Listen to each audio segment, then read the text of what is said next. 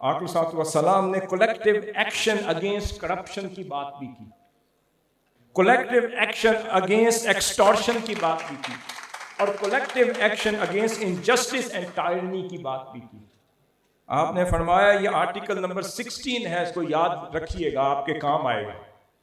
آپ نے فرمایا وَإِنَّ الْمُؤْمِنِينَ الْمُتَّقِينَ عَلَى مَنْ بَغَى أَوِ ابْتَغَى نَصِيحَةَ ظُلْمٍ أَوْ إِثْمٍ أَوْ عُدْوَانٍ أَوْ فَسَادٍ بَيْنَ الْمُؤْمِنِينَ وَإِنَّ أَيْدِيَهُمْ عَلَيْهِ جَمِيعًا وَلَوْ كَانَ وَلَدَ أَحَدٍ۔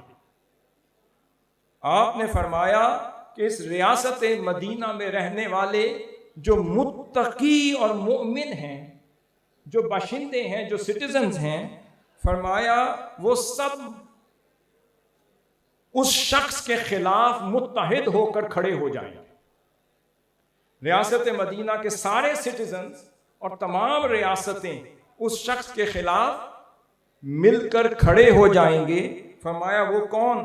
جو سرکشی اختیار کرے گا، جو ظلم کرے گا، جو گناہ کرے گا، جو بدعنوانی کا ارتکاب کرے گا، یا پرامن اہل ایمان کو فتنہ اور فساد میں مبتلا کرے گا، ایسے ظالم کی مخالفت کرنے میں سارے باشندے و اہل ایمان اکٹھے ہو کر اس کے خلاف آواز اٹھائیں۔